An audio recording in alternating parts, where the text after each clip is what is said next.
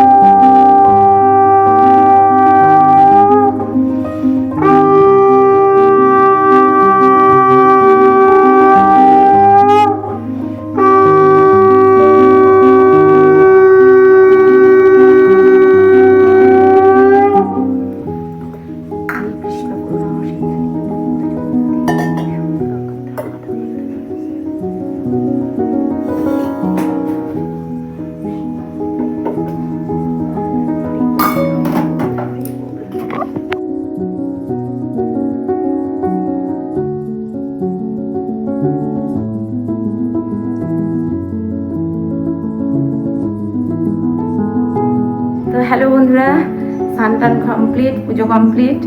তো মিনু কাকিমার সাথে একটু কথা বললাম। মিনু কাকিমা বলে স্নান হয়ে গেছে। আমরা হ্যাঁ কাকিমা। বলছে আজকে কী ব্যাপার, তাড়াতাড়ি স্নান হয়ে গেছে? বলছি হ্যাঁ কাকিমা, আজ একটু তাড়াতাড়ি কাছাকাছি করেছি, ব্ল্যাঙ্কেট কেচেছি, এই কেচেছি সেই কেচেছি, একটু বিস্তারিত কাকিমাকে শোনালাম।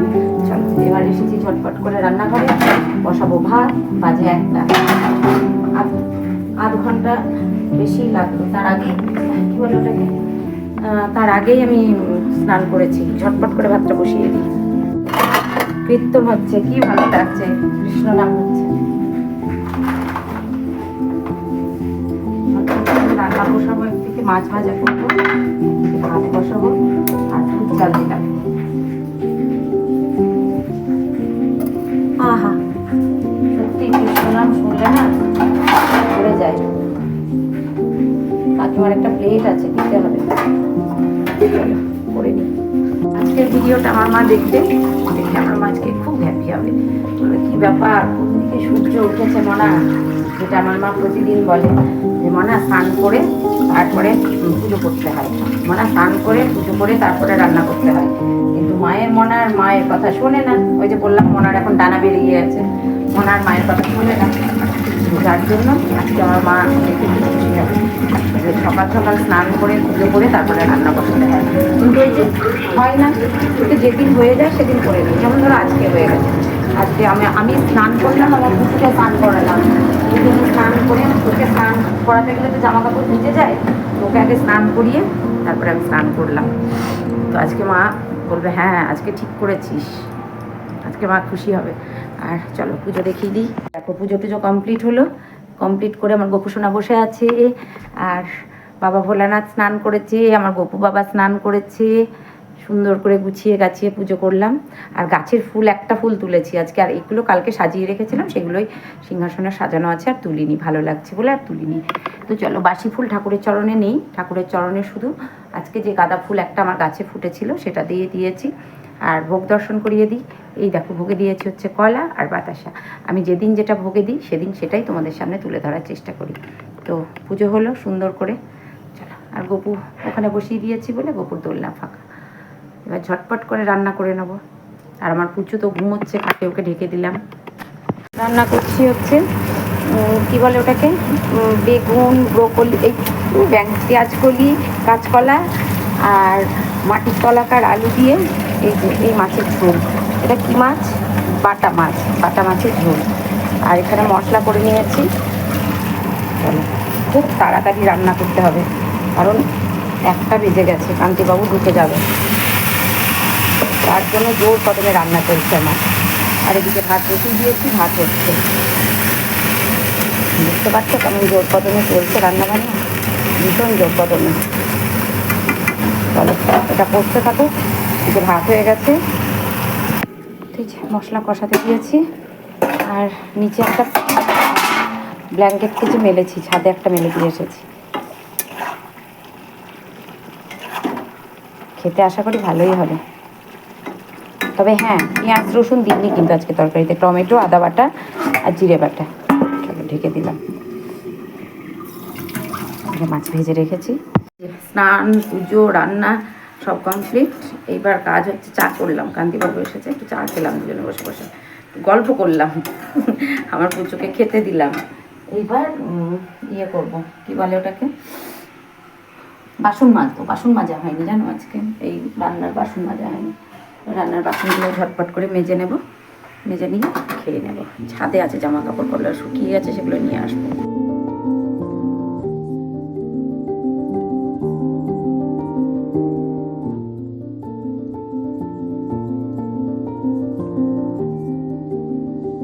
ফাইনালি সমস্ত কাজকর্ম গুছিয়ে গাছিয়ে আলনাটাও গুছিয়ে নিলাম। কারণ জানো তো, আলনাটাতে না আমার জামা কাপড়, আমার ডেলি ওয়্যার, এখন তো শীতকাল, প্রত্যেকটা বাড়িতেই জানো আমার মতো এরকম একটা আলনা আছে।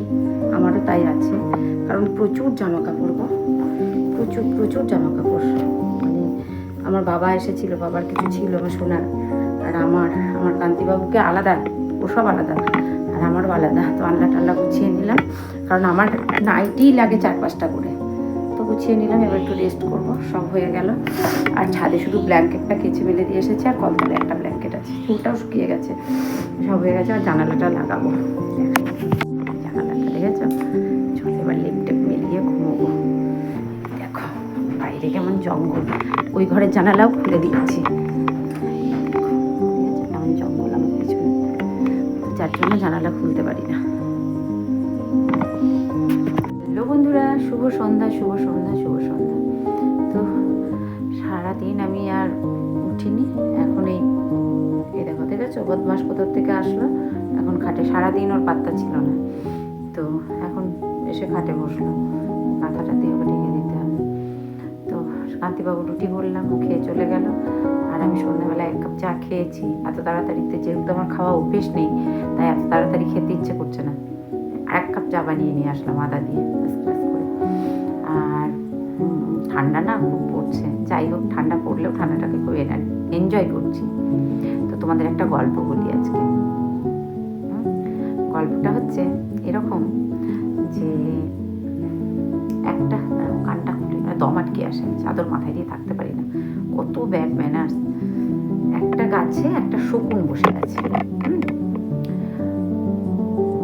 শকুন বসে আছে। আর গাছের ঠিক একটা গাছে শকুন বসে আছে, তেঁতুল গাছে। আর ঠিক তার দুটো ইয়ে পার করে একটা গরু বাঁধা আছে।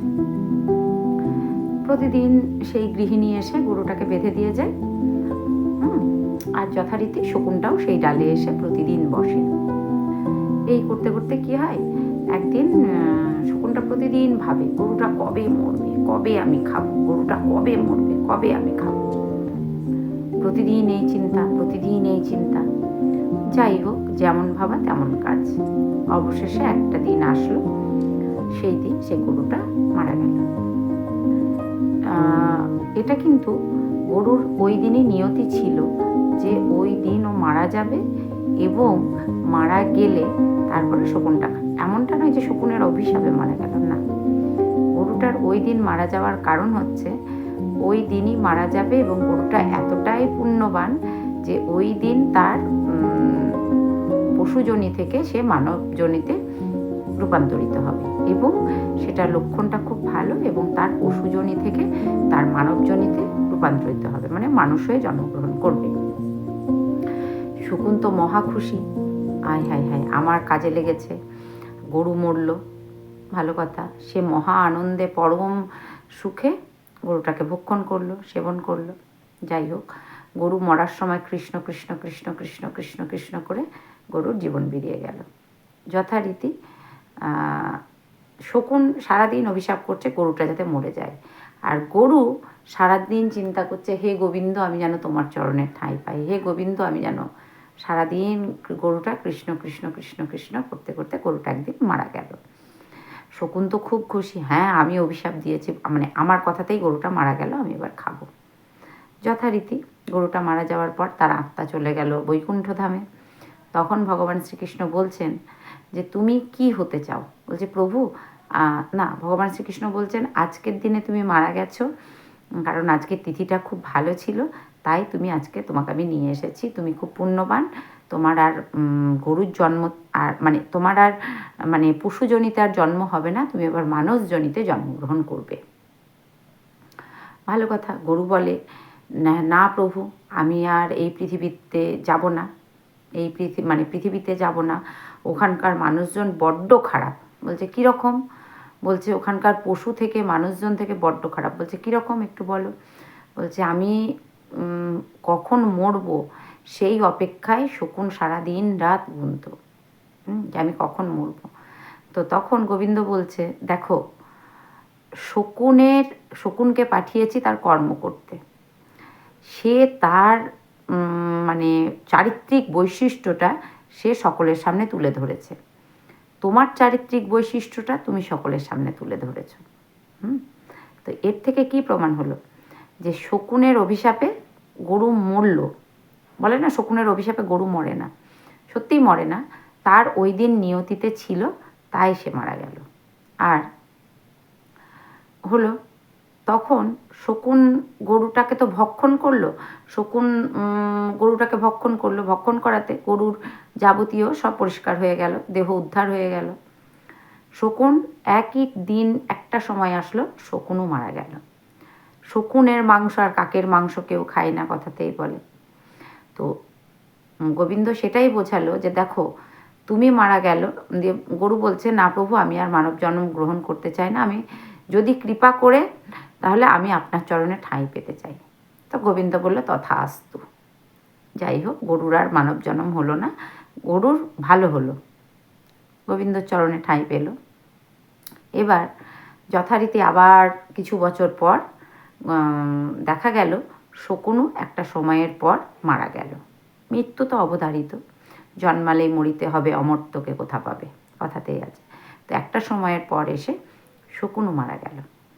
তখন শকুনের মাংস তো আর কেউ ভক্ষণ করছে না, শকুনের সেই মাংস পোকা মানে এটা সেটা হয়ে মানে সেটা মানে বিধিবিচ্ছিরি একটা ব্যাপার। তো গরুকে তখন ভগবান শ্রীকৃষ্ণ বলছেন যে দেখো তুমি তো মানুষের উপকারে এসেছো, মরে যাওয়ার পরেও তুমি মানুষের উপকারে এসেছো, তুমি যতদিন বেঁচে ছিলে ততদিন জীবের কল্যাণ করেছো, দুধ ভক্ষণ করিয়েছো, বাচ্চাদের মুখে অন্ন তুলে দিয়েছো, মানে বাচ্চাদের মুখে যে শিশুরা তো দুধ খেয়েই বড় হয়, বা অসুস্থ মানুষদের তুমি সেবা শুশ্রূষা, যাই হোক তোমার মাধ্যমে তারা সুস্থ হয়েছে। কিন্তু আজকে শকুনের পরিস্থিতি দেখো, ও যে বেঁচে থাকতেও কারোর কোনো দিন কোনো উপকারে আসেনি, আজও মরে গেল তারপরেও ও কিন্তু কারোর কোনো উপকারে আসলো না। তোমার দেহটা ও তো খেয়েছে, খেয়ে তো ওর একটা উপকার হয়েছে, ক্ষুধা ভক্ষণ হয়েছে, ওর মানে খিদে নিবারণ হয়েছে, কিন্তু আজকে যে ও মরল ওর মাংস কিন্তু কেউ খেলো না। হ্যাঁ, তা এটাই হচ্ছে নিয়তির নিয়ম। আমরা সবাই এই ধরাধামে এসেছি, একদিন আমাদের সকলকে মরতে হবে, এবং সকলকে মরে পৃথিবীর মায়া ত্যাগ করে যেতেই হবে, তাই না? কিন্তু ওই যে যার যেটা কর্ম, যার যেটা স্বভাব, সে সেই মতো চলবে। অনেকেই ভাবে হয়তো আমি ওকে গালিগালাজ দিচ্ছি, অভিশাপ দিচ্ছি, আমার অভিশাপ ওর লেগেছে। না, ওই যে ওপরে একজন বসে আছে বিধাতা, উনি যদি অভিশাপ দেন, উনি যদি কিছু করেন, সেই অভিশাপটা লাগবে। আর যেটা নিয়তিতে আছে সেটা হবে, ঠিক আছে?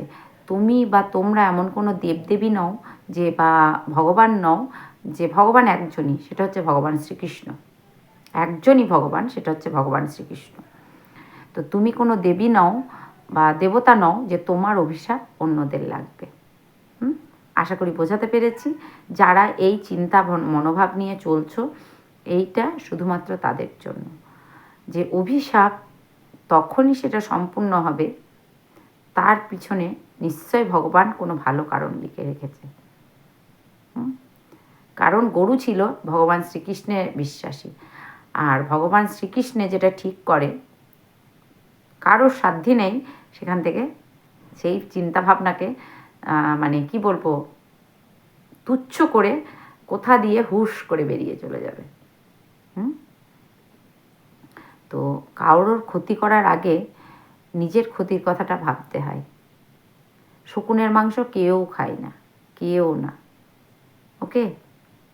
তো আমার কিছু বন্ধুদের জন্য ছিল এটা, যারা ভাবে যে ওকে গালিগালাজ দিলাম, ওকে এই বললাম ওই বললাম, আমি খুব মিঠুন হয়ে গেলাম, সেই কিছু বন্ধুদের জন্য এটা। আসলে সময়, পরিস্থিতি সব কিছু শিখিয়ে দেয়। অহংকার একদিন গ্রাস করেই, গ্রাস করবেই। আলেকজান্ডারের মতো মানুষ, সে পর্যন্ত মৃত্যুকে গ্রাস করেছে, তাকে পর্যন্ত, তার এত ঐশ্বর্য, এত প্রতিপত্তি, এত দাম্ভিক ছিলেন তিনি। তা তুই তো কোন, কি বলবো, আর কিছু বলার নেই। চলো আজকের মতো আসি, দেখা হচ্ছে নেক্সট ভিডিওতে। আর আমার গল্পটা কেমন লাগলো প্লিজ একটু কমেন্টস করো, ওকে? টাটা। এই যে রবিবাসরীয় পাওয়া যায় না, আমাদের পেপার নেওয়া হয়, রবিবাসরীয় থেকে এই গল্পটা আমি শিখেছি, যে মানুষ মৃত্যুর পরেও কাজে আসে, ওকে? আর শকুন অভিশাপ দেওয়া তার কর্ম, তার ধর্ম, তার চারিত্রিক বৈশিষ্ট্য, সে তার অভিশাপ থেকে কোনো দিন নিজেকে করতে পারবে না। তো আজকেরটা কেমন লাগলো প্লিজ তোমরা একটু মানে কমেন্টস করো। চলো আজকের মতো আসি, টাটা, দেখা হচ্ছে নেক্সট ভিডিওতে। Tata, love you, love you all, good night.